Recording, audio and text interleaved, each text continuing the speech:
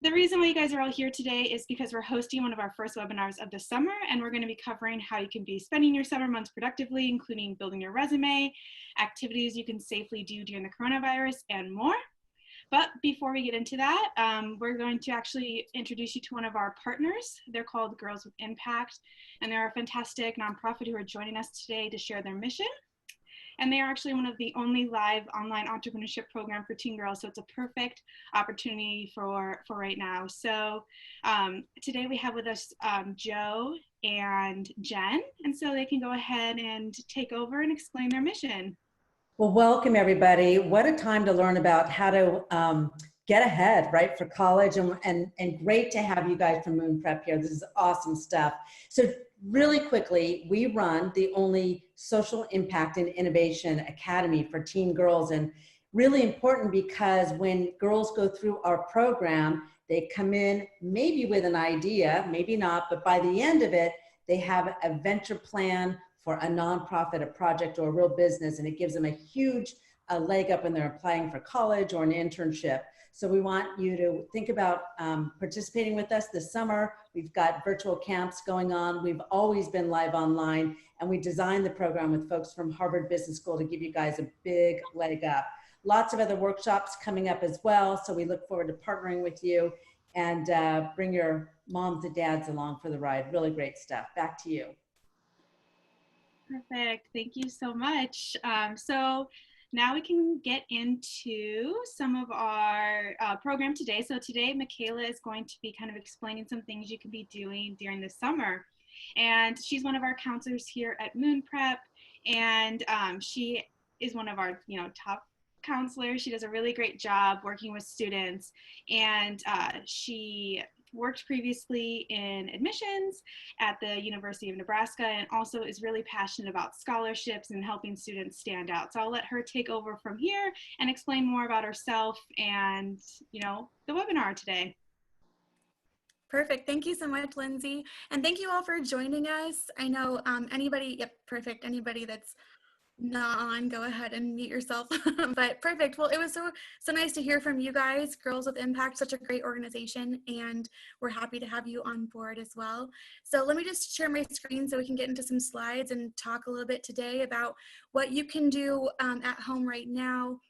Obviously, like absolutely any rising senior, any current junior now should be looking at, but also current juniors and rising seniors for this specific year due to COVID and quarantine.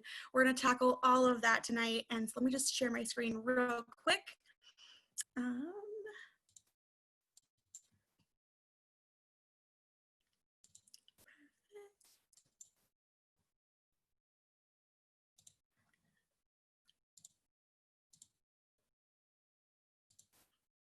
Sorry for that delay, everybody. Okay, perfect. So again, thank you so much for joining us. With everybody being stuck inside, I know everyone's schedules are all over the place with meetings being scheduled after hours and everything. So it just makes me so happy that you're using this time to focus on preparing for that senior year. And a great first step is exactly what you're doing right now, attending this webinar. So my name is Michaela. Like Lindsay said, I am lucky enough to be one of the counselors here at Moon Prep along with Lindsay. And just like she said, I was previously an admissions counselor at a Big Ten university. And so I've been sitting right in that seat, reading applications of students who were clearly prepared for their college application, and also reading applications that were clearly written the night before. So tonight we're going to be creating a checklist of areas that you can focus on during the summer to be prepared and not scrambling last minute on any piece of the college admissions puzzle. So let's just jump right in. Since it's our job at Moon Prep to really prepare students and guide students through every step of the application process, we know right where to start, and that's early. Honestly, it's really never too early to get started on this. You can never be too prepared. I work with probably 10 to 12 seniors each year, in addition to my underclassmen. And every single year, it's the exact same. The students that sign up for Moon Prep during the summer before their senior year or earlier start immediately working on their Common App activities and their essays, and they're able to enjoy their senior year. Then we have a few students join us in October, about 30 days before their major deadlines, and they have to start from scratch on the same items. These students are super stressed. They're juggling their senior year classes because teachers, of course, don't give you a break during application season. And then they're also writing all of their college admissions essays. And honestly, their essays suffer for it, and so do their college admissions, their acceptances. So just a little bit of planning right now during the summer can save you so much time. Now, tonight we have people joining this webinar with a wide variety of college plans. Some of you might be planning to apply to Ivy League schools or BSMD, accelerated medical or dental programs, or you might be planning to apply to a few in-state schools, but you want to get the most money for your buck. So this advice is universal across the board. And again, I was previously an admissions counselor who constantly dealt with applicants that weren't prepared for college. So we could be on this webinar for days and I would never run out of advice for you. But I'm going to rein it in for you tonight and keep it to just an hour with time for your questions. But we also had a few questions sent in ahead of time that I'll cover just along with the slides and everything. So tonight's webinar is going to be broken into two different pieces.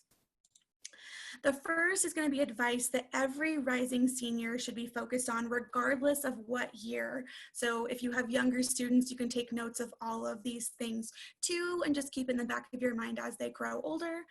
And then the second half is going to be covering ways to build your resume specifically during this quarantine.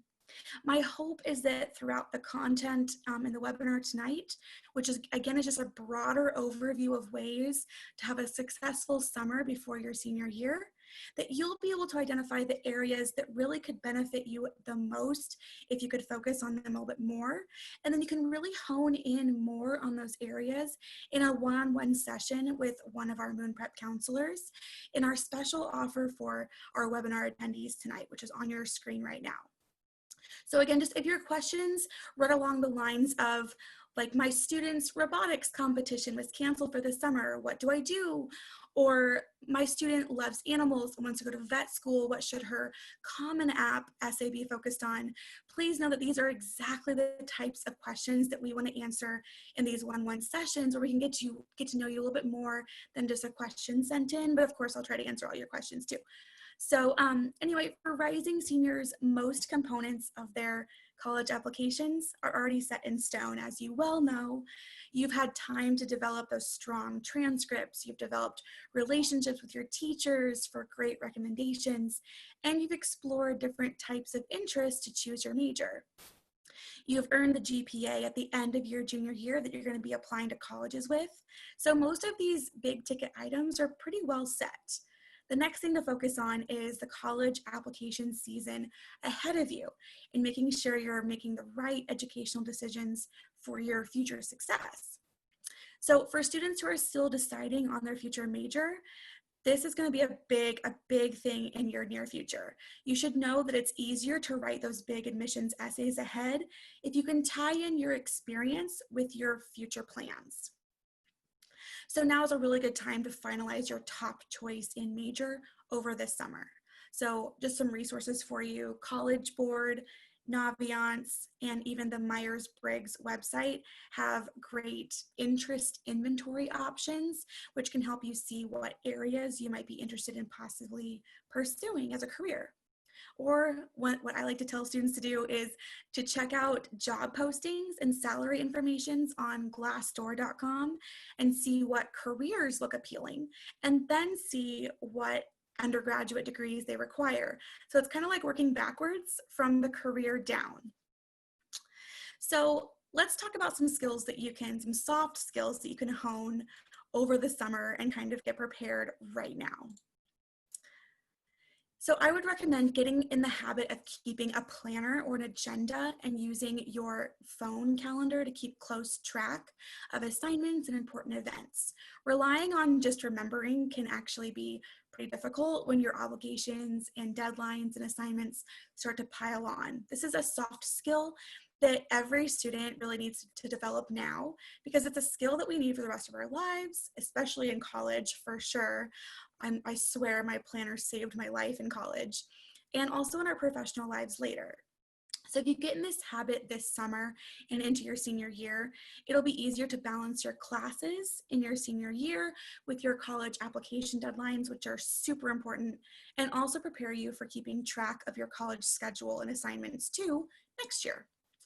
And lastly, we want to hone those writing skills. You have quite a few essays in front of you coming this fall, and then you'll be hitting that next level of writing as soon as you get to college. So this summer is a great time to spend time maybe finding an online creative writing course or an essay writing course. Honestly, a great way to spend your summer is taking time to learn your inner voice and also your writing style, and then read a bunch of example essays to find successful ones that match your own writing style, just to make everything easier on yourself. Just get into the rhythm of writing often this summer so you aren't overwhelmed with where to begin once you start all those admissions essays. Places I recommend checking out are Shaw Academy, which is giving free classes to students right now, and also Johns Hopkins Center for Talented Youth, or they have like CTY, I think it's called, has great creative writing courses too. But of course, you can research the places that sound best to you and fit your budget and all of that. And since one of the questions that was sent in ahead of time was asking, where do we find all these resources to write their Common App personal statement, I will just go ahead and answer that right now. We actually have created our own online class series to help you write your personal statement. This is an 8-week course that covers how to brainstorm a topic, tips for making your writing more vibrant, and also examples of essays that worked. The best part is it's free for you. And Lindsay actually will probably message you all the link in the chat right now, and it'll also probably be in the email that you all get afterwards. So you can actually grab it and download it while you're still on this webinar, and it's super easy for you. So now I want to talk a little bit about things, a checklist of items that you can kind of tackle right now that students should be focused on completing this summer. Before moving into inventive ways, you can add content to your resume during quarantine. The first step that should be completed right now is finalizing your college list, because this will actually affect your other steps later. This is really the foundation. Really the foundation is that college list. This just means you're going to be researching the schools you want to attend and adding their information to a spreadsheet, so you know you've done all the right research, like making sure your GPA and your SAT or ACT test scores match with their admissions requirements. Your spreadsheet should keep track of all their priority deadlines, like scholarship deadlines, acceptance rates, average ACT, SAT, and GPA scores, to help you determine if the school is a reach, a match, or a safety school. I'm sure you've heard these terms before, but in case you haven't, a reach school is just simply a school that has requirements higher than what you're offering. This would be, like most of the Ivy League schools is a reach for almost everybody. A match school is a school that has requirements that are equal to what you're offering, so they match your GPA and your ACT scores. And then a safety school is a school that has requirements below what you're offering, so you should hope to receive an acceptance letter from them. Just make sure that you have typically about 3 schools in each category at least. Never just apply to one school. And if you're applying to like Ivy League schools or BSMD schools, your list will be much larger, with like 7 to 10 schools in each category. There's really no reason to not apply early to every school on your list. Just being really, really careful about any binding early decision deadlines. When you apply early, you'll also hear back earlier, and also hear back about financial aid packages earlier, which gives you just more time to make the best decision. The reason that we do these college lists very first is because the requirements that you research will actually determine like how many letters of recommendation you need, how many essays you need to write to apply to them, and just so on. So it's just truly the foundation for your next steps to come. Okay, so I know that everybody is wondering, what do I do during this specific summer? And of course, number one is study for those ACT and SAT and the SAT subject tests. I know that COVID has derailed everyone's plan for taking tests this summer, and we completely understand. By the way, I'm going to pause after this slide to check out any questions that have been sent in. So definitely send those in right now, and I'll check them right after this slide. But I know that everybody's plan for taking tests is completely skewed this summer, and we're going to see how the colleges react to these test cancellations and delays. We're going to see those answers kind of coming out really soon. They might be pushing back deadlines of when students can send in new test scores, or they'll be allowing waitlisted students to send in new test scores and accept more off their waitlist applicants.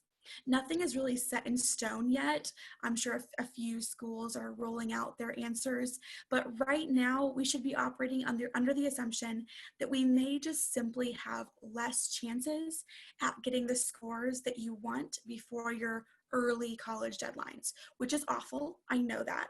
So what I just recommend is to study as hard as you possibly can, to be overly prepared for the 1 or 2 tests that you are going to be able to take before any October, November early deadlines. That's just honestly the smartest move right now, is just to be overly prepared for the tests that you will be able to take. And just think of it as getting all the studying out of the way. So you aren't studying for the ACT and the SAT all the way through your senior year. You're just getting it out of the way so you're ready to take the tests when you're going to be able to.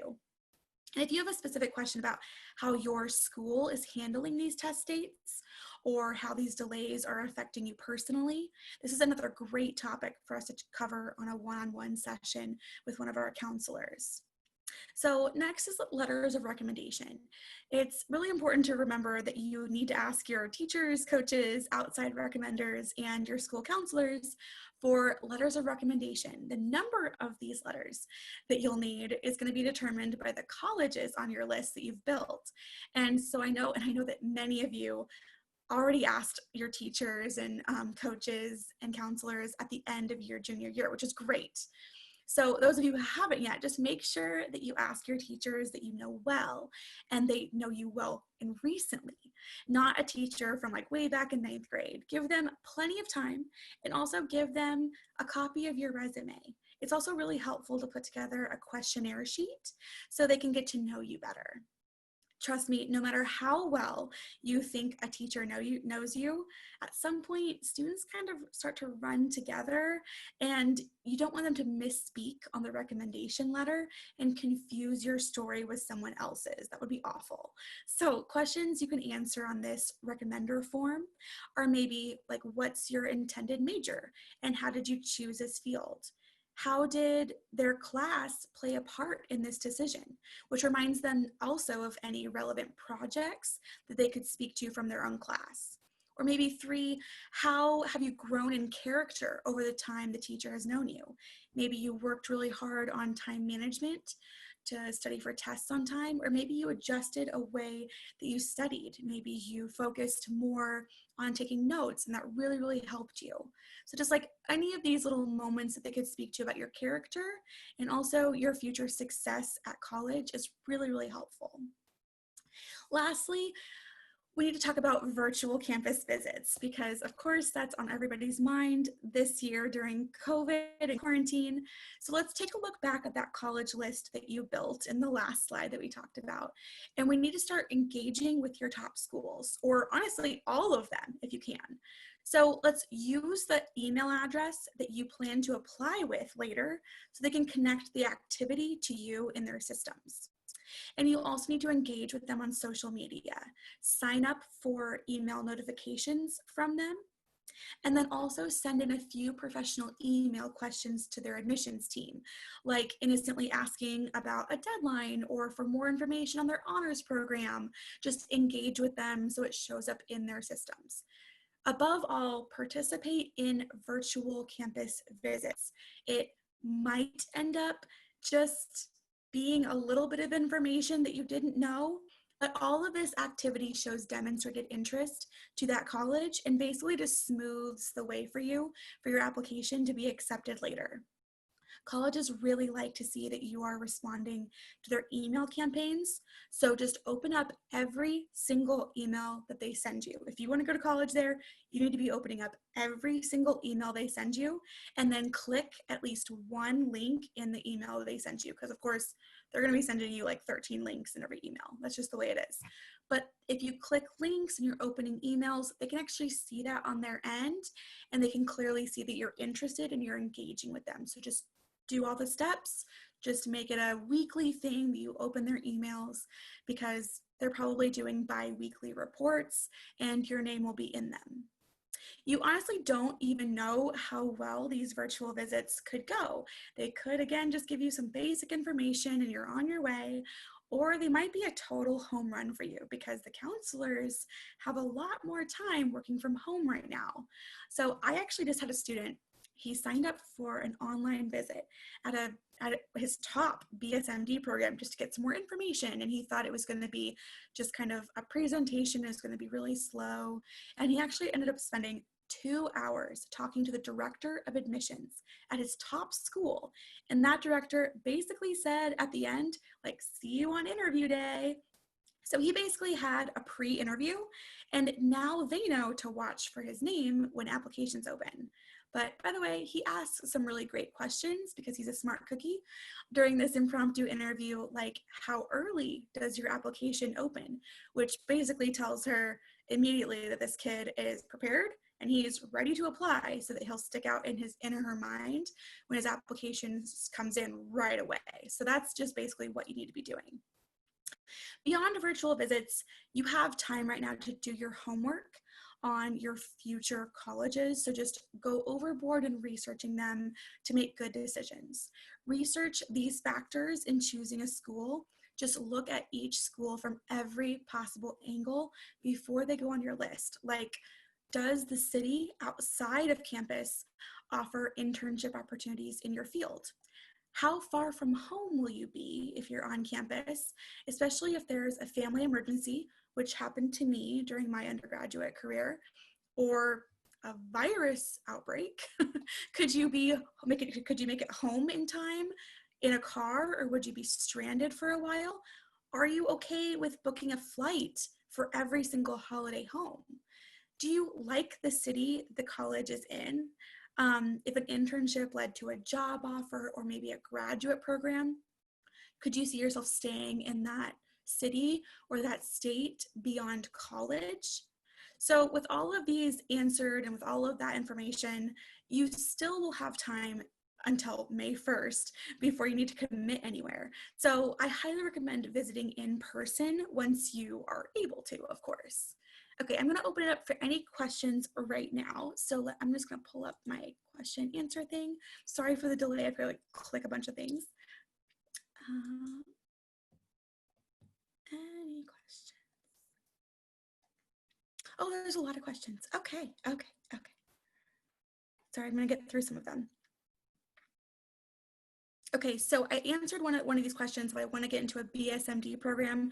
How many schools should I apply for in each category? So this is something to think about. I said, most students apply for maybe 5 to 10 schools in each category, but a lot of your safety and matches for any BSMD students are going to be those undergraduate programs just as a pre-med program. So honestly, this is what I tell all of my students. Any BSMD program is a reach, honestly, because they accept so few applicants. So if you're applying for a BSMD program, just know that you need to have matches and safeties that are pre-med undergraduate programs, and they have great ones. I mean, you can go to like Duke and do pre-med and it looks fantastic on your resume. So just know that you're going to have 5 to 10 schools on your college list for each category, but BSMD is just a little bit different. And of course, it's something that we'd love to talk with you about on a one-on-one session. So please email us about information about that. So not just the testing, but my GPA was affected due to pass-fail grading in my school district. I had a strong 3.6 and I have a 3.24 on waited. So yeah, unfortunately, that's a bummer, but that's going to be something. The Common App just opened an additional area, an additional place where you can write about how you were affected by COVID. And this is something I would probably write about there. We also have some suggestions that we can work with you on. So sign up for one of those sessions with one of us, and we can talk with you about some ways to maybe build your college list around that too. But unfortunately, just study as hard as you can for the SAT and the ACT and hope that kind of balances out a little bit. Do you think the requirements for any college is going to change since COVID? Yes, a lot of schools are going test optional, or I know a few of them have been pushing back deadlines. I'm guessing the requirements for many schools is going to lower a little bit, just like the GPA question. A lot of people struggled when they changed to online learning. Honestly, some of the teachers got a lot harder, a lot harsher with their grading, and people's grades are reflecting that. Oh, sorry, I think we skipped a little bit. So basically, I know that a lot of schools actually are changing their requirements. And while some schools going test optional is a great thing for some people, just know that if you're applying for a test optional school, that that kind of still eliminates your option for a lot of financial aid, a lot of merit-based scholarships, because they have to have some sort of benchmark to evaluate you on. So basically just know that test optional schools might be a little bit more money in the long run. So just be careful with those. And there's a lot of questions about ACT, test optionals, look at you different if you don't want to post your score. Okay. Will GPA requirements for most go up? Honestly, I honestly think a lot of colleges will be more lenient. Okay, perfect. I think I've answered most of the GPA and SAT questions. I'm going to check the Q&A real quick because there's a lot. Okay, people are asking what makes an applicant stand out. I'm going to get to that. Advice for writing the Why Us essay. That is something that we're going to cover actually in another webinar about specific essays in August, I believe. Should I still take the SAT for test optional schools? I highly, highly recommend taking the SAT, if not only for scholarship reasons. I just highly recommend it because, again, you can get into the schools that are not test optional. You have more options available. Low hugely affect. Okay, most of these, how do I ask for letters of recommendation? Most schools have forms through their counseling websites, but also you can just reach out to your counselors and your teachers directly. Every high school will have their professional email addresses on the website, so I recommend just getting in touch with them that way. Okay, we're gonna move on so we can get to all of the content we have. I'm so sorry. Again, send in these questions. If anything doesn't get answered, we'll be emailing you afterwards. And again, all of these things are great to do in a one-on-one session where we can get your individual questions answered in much more depth than just me saying something, 5 words in a sentence. We'd love to actually spend time on the problems that you're facing out there during COVID. Like, this is the point. This is why we made this webinar to begin with, is to answer some of your questions that we can. Okay, so another thing that students can do right now while they're at home is to spend time searching for scholarships. Since a lot of you have a lot more time at home, there's absolutely no reason why you shouldn't be spending any extra time building up a spreadsheet of scholarships to apply for during your senior year and then writing those essays in advance.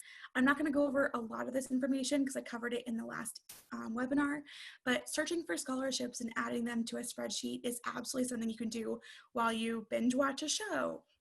And you'll be really surprised at how many you'll find once you start looking. If you want all of my tips, which was like an hour and 15 minutes of me going deep into this on where to find external scholarships, Lindsay will actually send you a link in the chat to everybody at the end, so you can jump right into that recording tonight if you want to.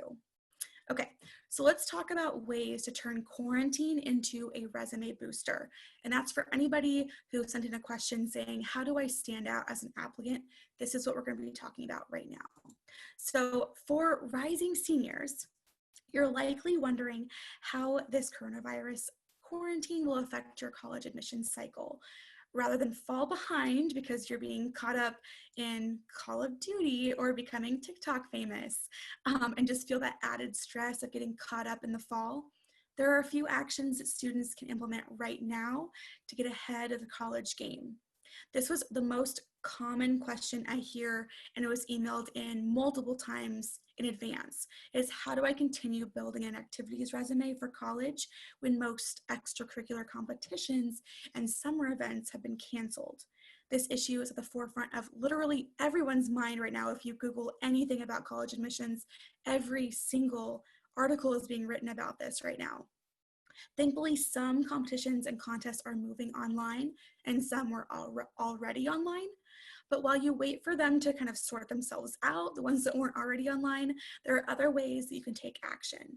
So now is really the time to explore ways to add activities to your resume that can be virtual or done from your home. A few great questions are on this, or great ideas, sorry, are on the screen for you now, like participating in that mini MBA virtual camp through Girls with Impact, or brainstorming an original idea with your own mentor with Beatable. And actually, we've even partnered with Beatable to make this idea financially available to you. Just enter Moon Prep, all one word, and get an additional $100 off of any Beatable's programs. So one idea is to reach out to local nonprofits to see if you can help coordinate volunteers virtually or build them a new website or social media platform in this downtime. Look into an online internship, which might just be sending emails out to small businesses that you really like in your area. Or you could also reach out to local news stations and offer to write a blog or an article from a student's perspective on classes moving online, or maybe what happened to you in your GPA during this quarantine, so you can say that you've gotten published. Just build up your activities list in other ways right now, and this is just really a time for everyone to get creative with their activities list. The most important thing I want to say about adding activities is to do what you love and be who you are. Colleges want genuine applicants. So the person who asked, how do I stand out? This is for you.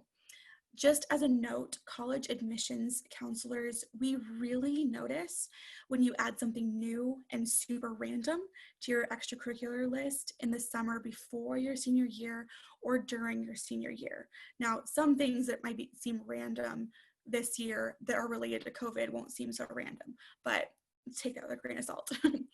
But so in many ways, like finally adding debate to your resume in your senior year looks pretty disingenuous to colleges, like you're just trying to fill up your resume with random things.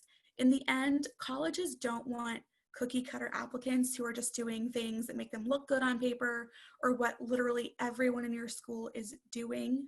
Colleges want unique candidates with genuine interests. So just don't pretend to be someone you're not, and pretend to be someone that you think the college wants to have on their campus. Be you.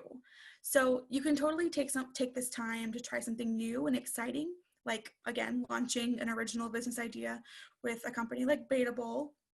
But just be careful that what you're adding doesn't look like you're just desperately filling your resume with just anything. So here's my pro tip for this summer. If you still feel like your activities list is a little lacking and you want some creative ideas, examine each item on your resume that's already there and see if there's an opportunity to take things to the next level.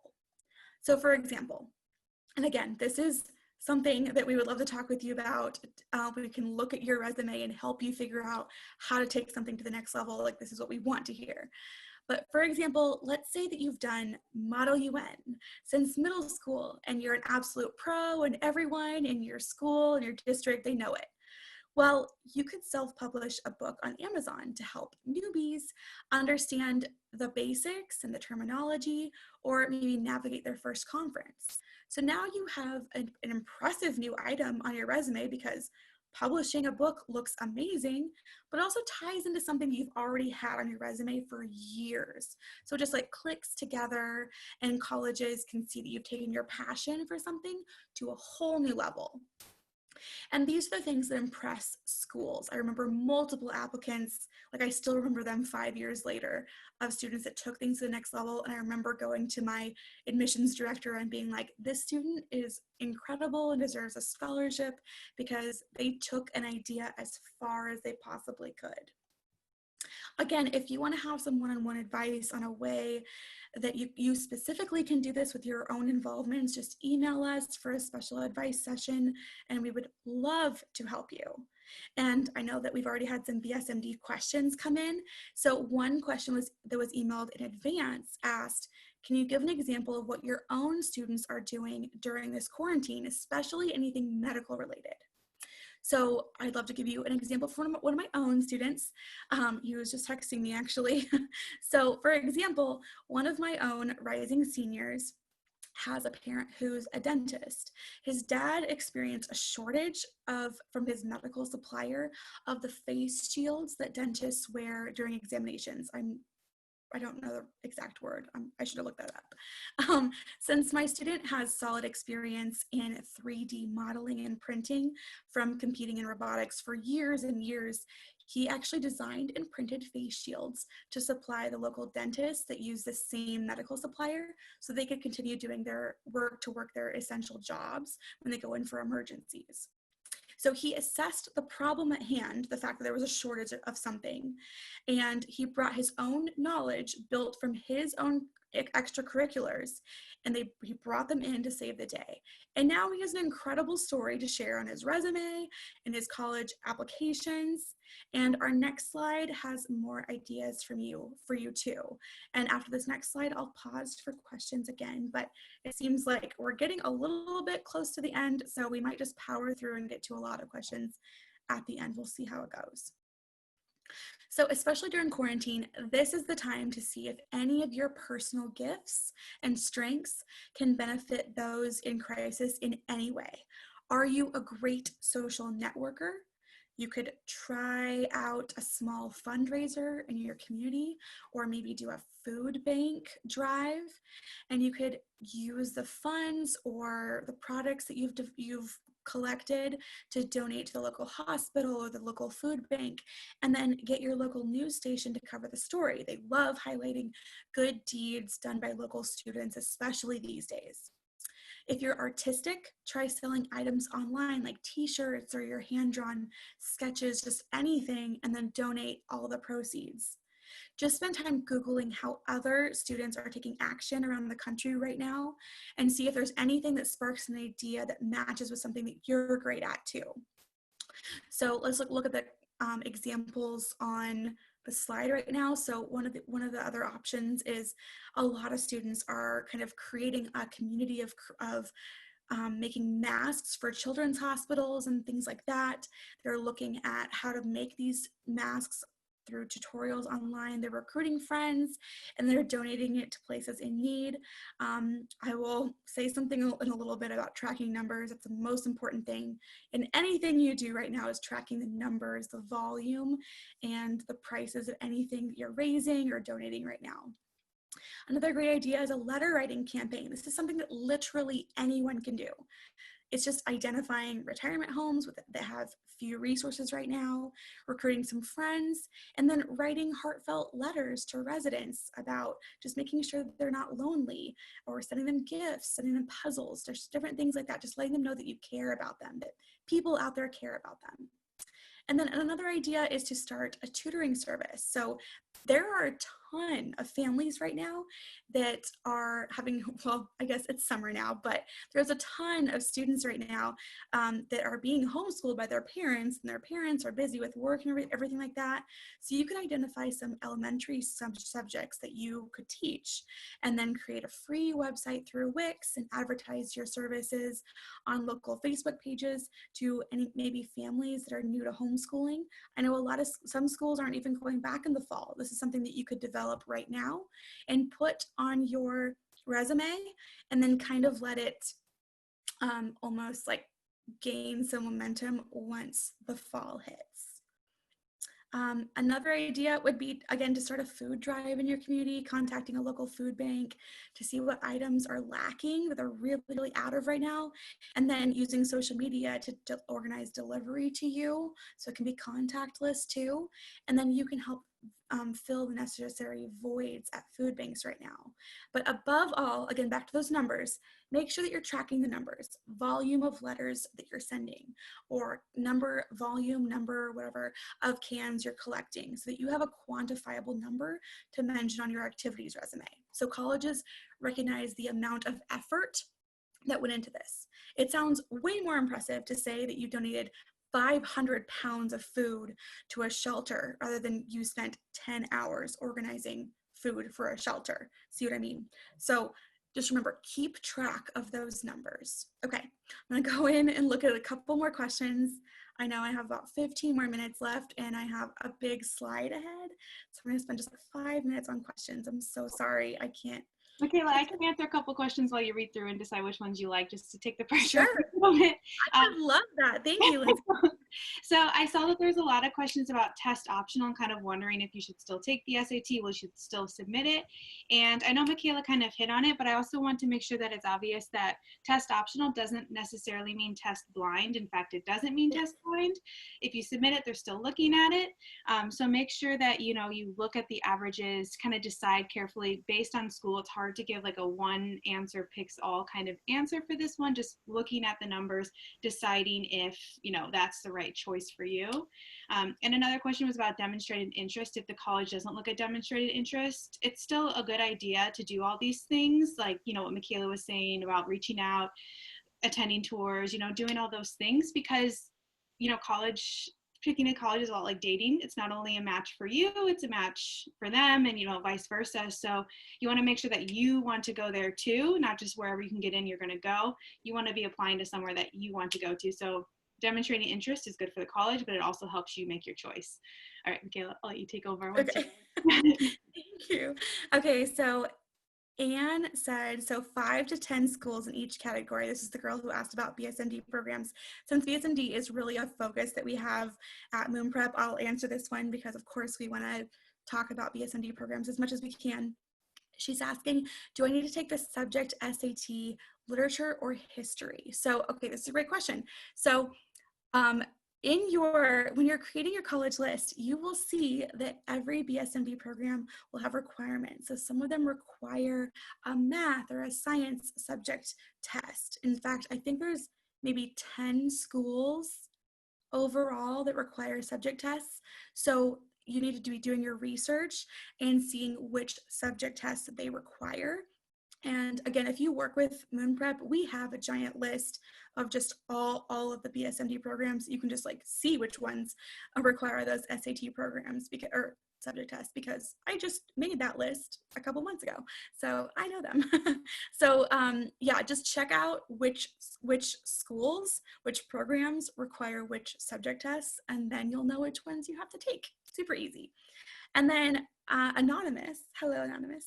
I am currently in 9th grade going into 10th grade, but when is the right time to create a resume? Okay, I want to answer this one for a couple reasons. First of all, thank you for being so early in your schooling and everything and joining this. This is incredible.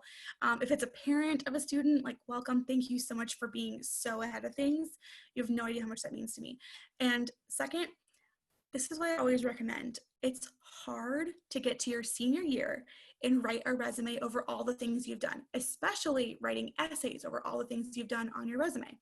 So what I recommend is you can start a resume now, but think of it more like a journal. Like just have like one notebook or maybe one like Google Doc sheet that you're going to save forever.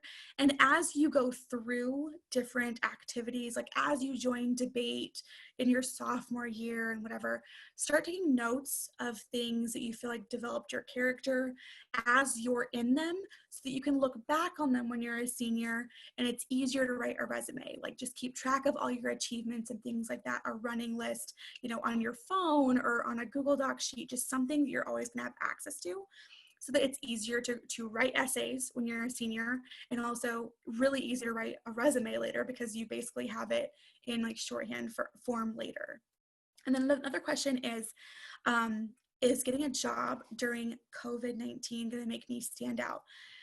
Honestly, as an admissions counselor, we didn't notice jobs too much. And if you check out NerdWallet, if you make too much money when you're a senior, honestly, it can kind of hurt you financially on the FAFSA. So I would say get a job that you love because it gives you pocket money and everything like that, and just make sure that it does not detract from your studies. But know that, maybe you'll have an experience you could write about in an essay or something like that, but college admissions college admissions counselors, we just don't notice jobs too much. You could write an essay out of, you started a lawn mowing business and then you took your money from the first year and you reinvested it into better equipment and hired people, and then you have leadership experience. You could create an essay out of something like that. But, working at Gap or something like that, admissions counselors, we don't really see much out of it. So do it for you, do it for your pocket, do it for your wallet, but don't do it for a college application, if that makes sense. And then someone else asked,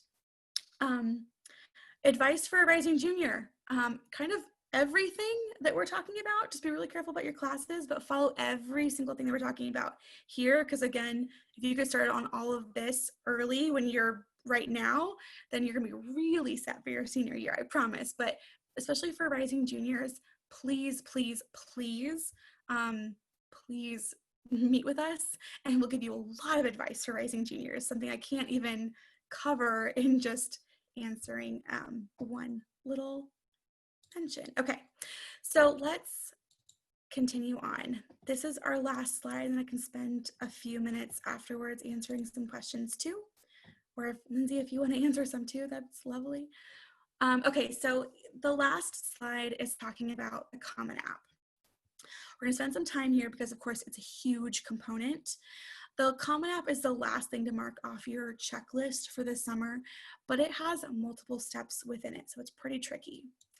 Students really tend to look at their college applications as singular, like they only have to complete just the Common App essay and then they're done.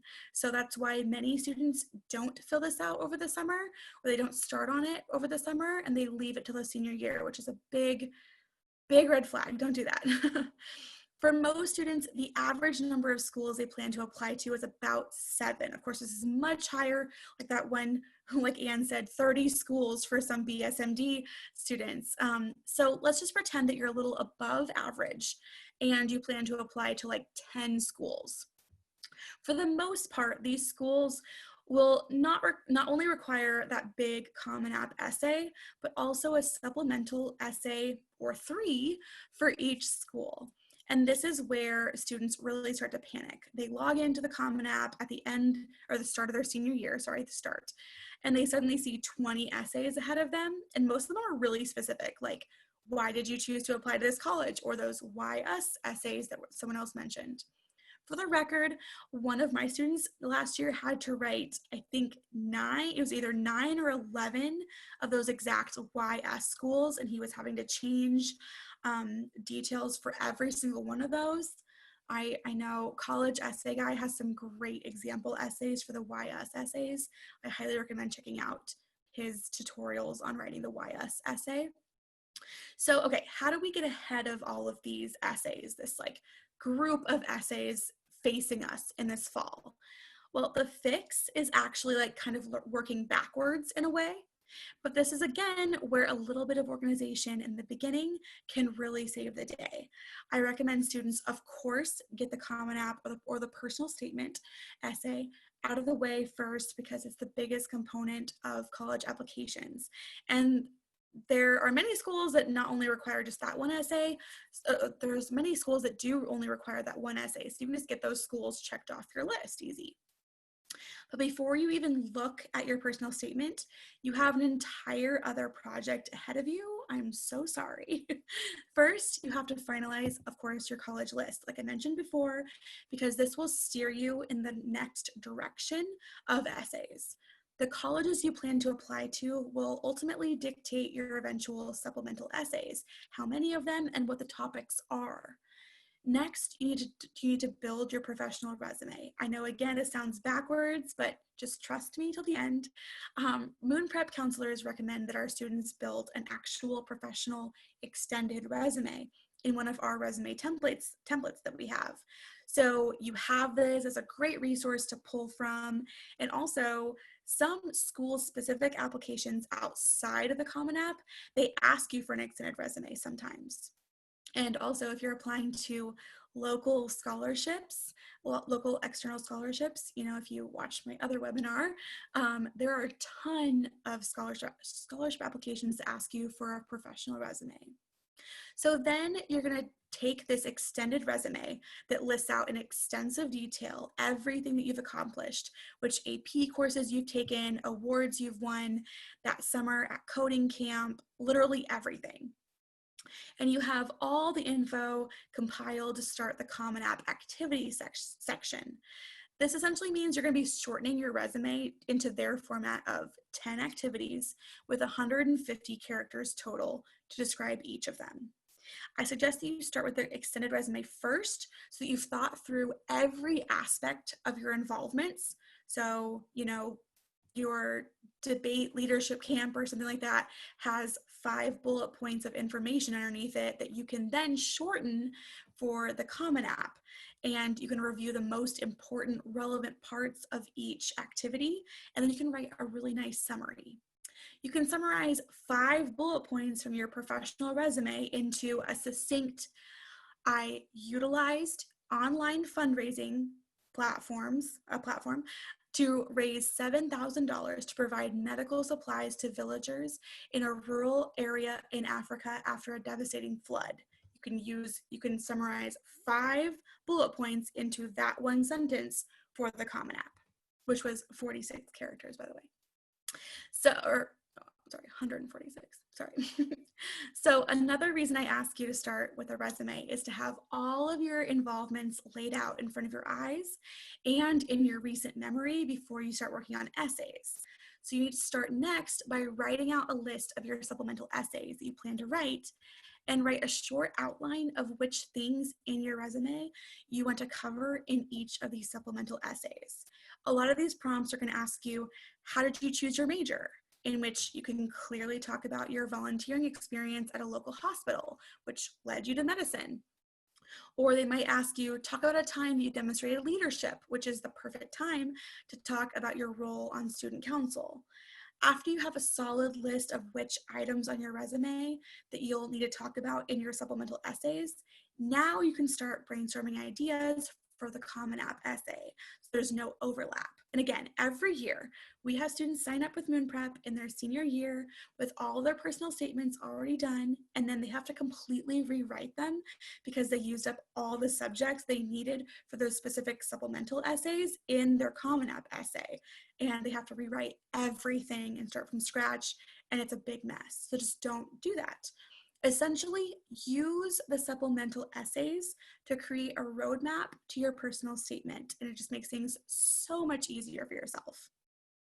And now, again, almost every student I work with has a few last-minute adds to their college list in the fall, but getting the main supplemental essays planned out will help you avoid 99% of any potential overlap.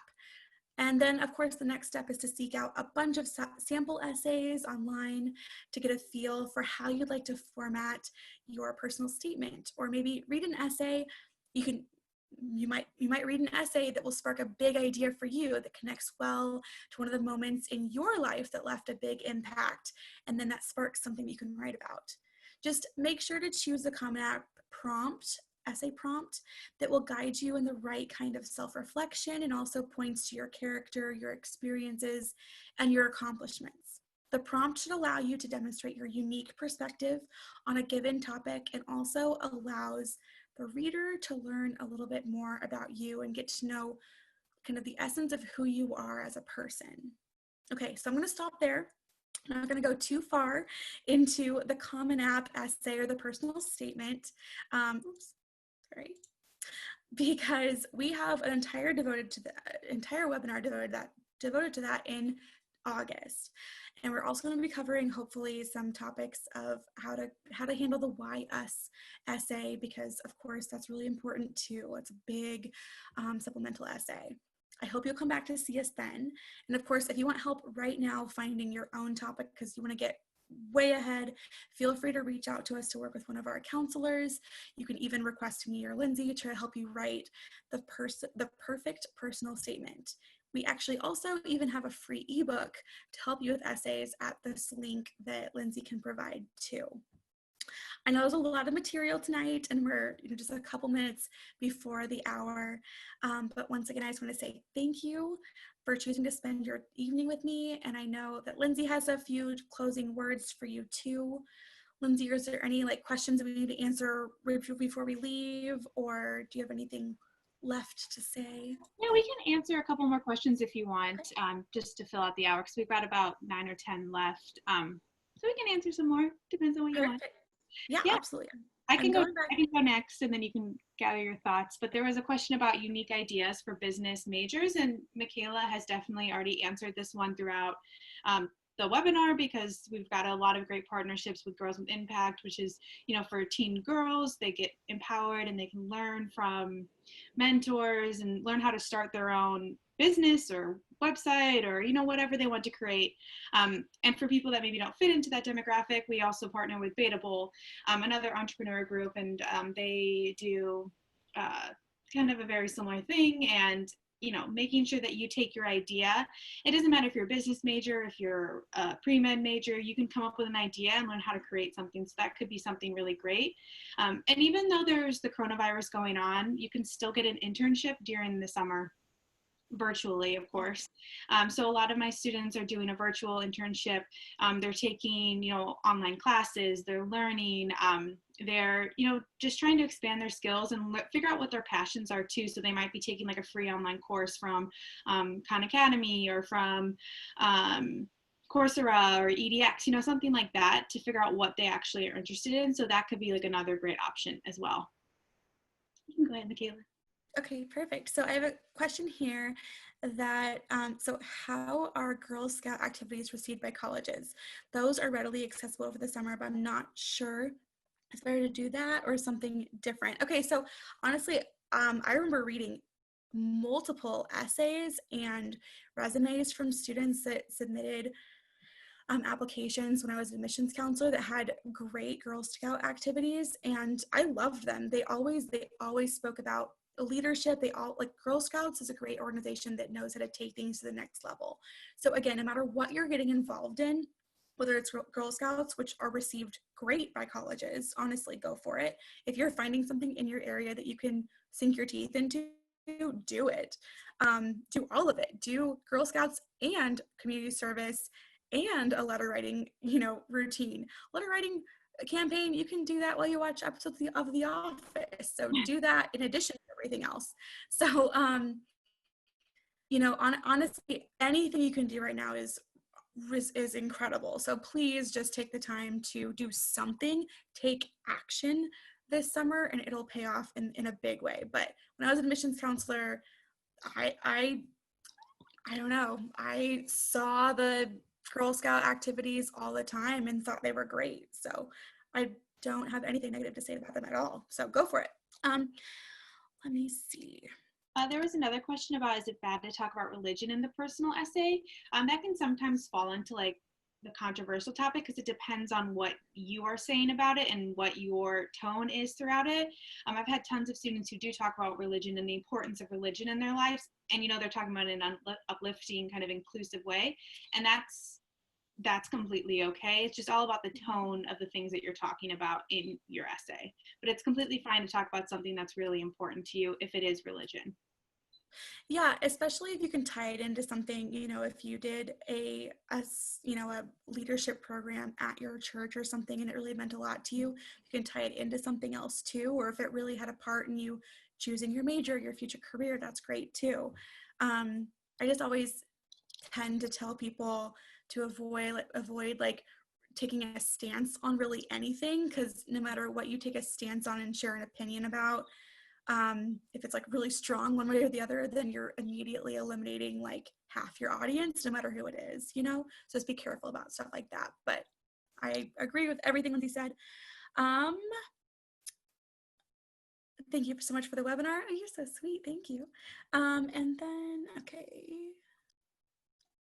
I think the chat ones are done.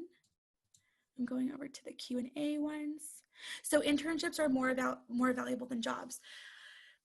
You know, if a job works like an internship in which you are gaining valuable skills, like usually internships are giving you almost like a job shadow, but you're getting paid or getting more experience than a job shadow, where you're actually getting to be in the career rather than like some jobs. I guess I'm assuming jobs for a high schooler is going to be more like working retail or something. But if you can get a job that would be internship like you're getting, I had a student who, you know, had an internship over the summer at a computer software company. He was working on an app. Like if you can get a job or an internship at something like that, then absolutely yes, job or internship doesn't matter. But I would just say above all, like experience in your relevant field is important. A job, internship, I don't want to say like don't get a job. I'm just saying that like, you know, babysitting people in your community isn't going to do a ton for your application. That's all I meant by that. And then what to include in the resume, since the activities list would be the exact same as the resume. That's kind of the point. The extended resume is just something that you can use, and you can also build a LinkedIn profile from your extended resume and then include the link to your LinkedIn profile on your Common App essay or Common App application. I'm so sorry. So the whole point is that when you're filling out the Common App activities section, that they just want a condensed form of your extended resume. So the point is just to have the extended resume for your own reference, and also you can also use it on the Common App application, but it will be the exact same. That's the whole point. So it's okay that it's the exact same because they just want a condensed version on their activities section. Yeah, I see a question about, will it increase your acceptance chances if you take summer courses from your choice university? In my opinion, I don't think it would really greatly increase your chances, but it all depends on what you're going to do with it. If you're like making connections with professors, if you're connecting with like the admissions officers while you're at the university, which might be harder right now during the coronavirus, but you know, making as much as you can out of this opportunity, it might not directly help you, but it could in some ways minutely help you. I don't know if that's a helpful answer, but I think that if you're just taking the classes at the university, it won't really sway them so much. But if you've made connections, if you can kind of take that relationship maybe a step further, then you might be able to see a slight increase. What do you think about that, Michaela?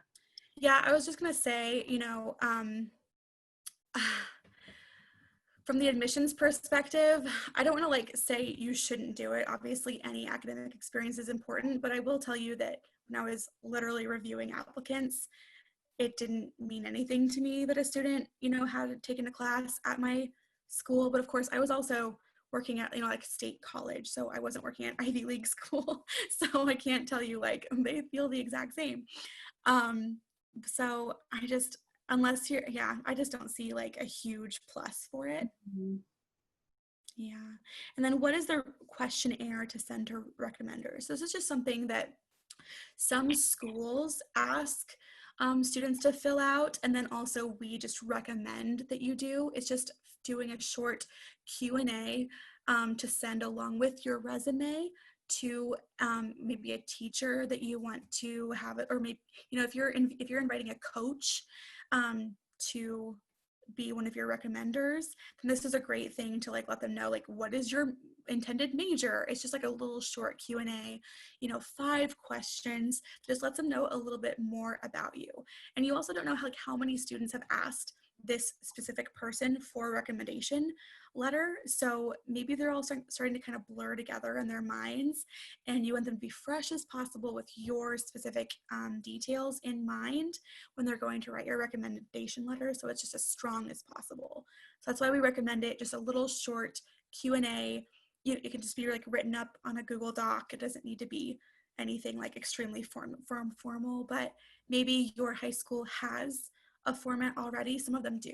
So you can ask your counselor and just see if they have a form for you to use, or just write up your own. And you can look at some sample questions for those online, like the 3 ones that I got. I just Googled them, and I also pulled a past Q&A form that a student just sent to me about, hey, should I like fill out these questions? I just like pulled his up too. So yeah. And should I send an extended resume to recommenders? Yes. So the Q&A is just for them to get to know you more, but then also send your professional resume to recommenders too. Yeah. Thank you for that follow-up. And then I see something about supplemental essays being different. How can you write the personal statement to make sure it doesn't overlap with one of the supplementals that you write later? That's why Michaela kind of suggested you look at the supplementals of the schools, of what they are planning on writing, because I know that right now it's kind of hard because they haven't released the 2020, set supplemental essays, but you can kind of see what they've done in the past and be like, okay, I know I need to write about an activity. I know I need to write about a community service thing. I know I need to talk about, XYZ.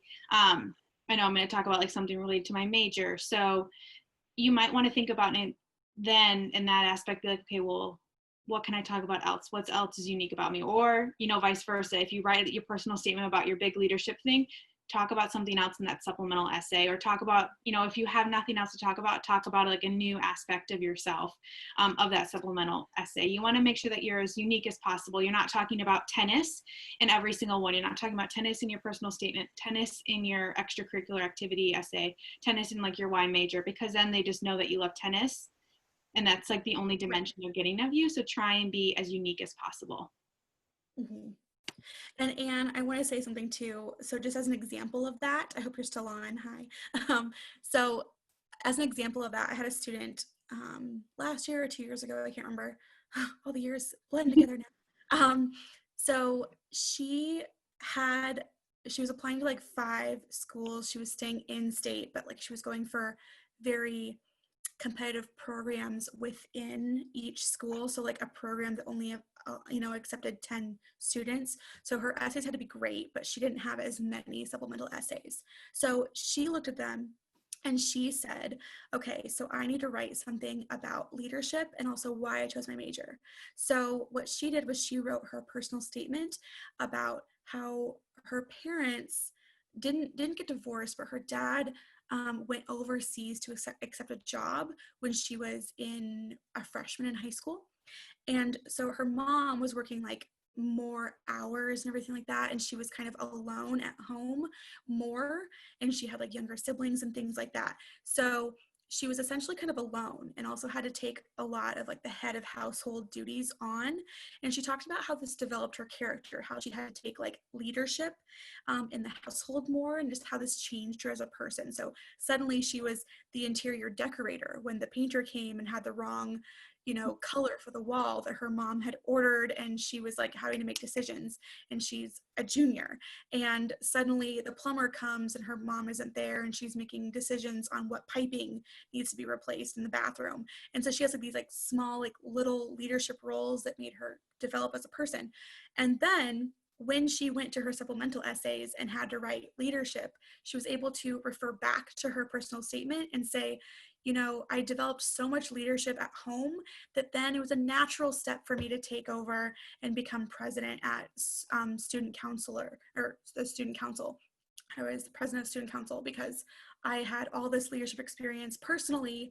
And then it also, really helped me professionally and academically in this role. So they all kind of connected together, but she talked about something completely not academic in her personal statement, and you got to know her as a person really well. It's a really long answer, I'm sorry, but hopefully that was helpful of like an example of what someone did. Yeah. I think that's good. I think we answered just about all the questions. I see like there's one kind of about advice for the coalition apps and coalition essays. Pretty much the same advice applies from the Common App, in case that wasn't clear earlier. It's very similar essays. The word choice is very similar, or the word count is, pretty similar. The topics are really similar. You can kind of apply that same logic there.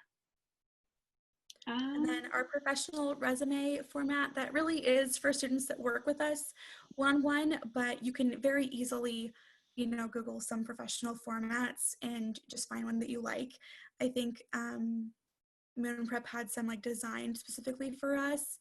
But one thing I recommend is picking one that has a photo, because anytime that just as an admissions counselor, a previous one, anytime that I was like trying to decide between 2 or 3 students, and then I got a picture of like a smiling face, like it would just kind of, it helped me connect like a person to the activities. And then of course I just found myself like warming to that person more. So just like from an inside perspective, putting a face with a name is just always a good thing. Make sure it's a nice professional smiling photo. Yeah, and I will answer this one last question and then we'll be done because I know we've kept you guys longer. So Michaela, I'll let you take that one about community colleges if you want. Sure. Okay. So is it worth taking classes at community college over the summer for a rising senior? Unless there's classes that are lacking in your senior year, again, at your school, I just don't see a huge benefit to it as long as you're making sure that I just don't want to detract from your academics that are going to count a ton, like your high school GPA and everything. I just don't want to really detract from those. So unless there is a class for one of the schools on your college list that has a requirement that somehow you're not meeting, like you need to retake a class, maybe you're going into engineering and your math, your math isn't meeting their requirement, your math classes, or you need something additional, like they require calculus or something like that, and you haven't taken that and you don't have time in your senior year, then I recommend doing something at the community college or your local state college. That's a great way to do that, but again, it doesn't do like a ton for your resume at all. It's not going to tip you over the edge for anything, basically, unless there's something you're lacking, if that makes sense. Yeah, that's perfect. Yes. All right, everyone. So that's the end of our webinar. Thanks so much for sticking with us to the end. I'll be sending out a email with the webinar with all these links. I just want to do a special thanks again to Girls with Impact for joining us today and anyone who joined us from Girls with Impact. And if you're interested in learning more about their programs, I'll definitely include their information on the links as well. Joe, do you have anything you want to add here at the end? No, I mean, we've kept everybody for quite a while, but thank you to everybody who participated in this. Thank you, Michaela and Lindsay. It was really, really informative. I loved listening to it, and I particularly liked your answers around, is it worth getting a job, and your thoughts on actually doing something around what you love, what you're interested in, and turning that into some kind of business instead, because that's exactly what we see all of our girls doing, looking at what they're passionate about, what their hobbies are, and just really turning that into something really exciting. So thank you both very much. Yeah, of course. Thank you for being here, and thank you so much for everybody who attended. Just the fact that you're here means that you are doing all the right things, and we just commend you so much for being organized and getting ahead on things. And we just really want to talk with you offline and help you with everything you could possibly need help with. Yeah, and just to reiterate again, that offer of $150 for 1 hour personalized college admissions advice. Make sure you can reach out to me directly. My email is down below, and of course I'll be emailing you with the information tomorrow morning, so you can just reply directly to that email to schedule that call, and you have to let me know by Sunday, just as the limited time offer for just our webinar attendees. So if you have any questions, feel free to email me. We'll be around for sure. Okay. Thank you, everyone. Thanks, everyone. Bye-bye. Bye. Bye.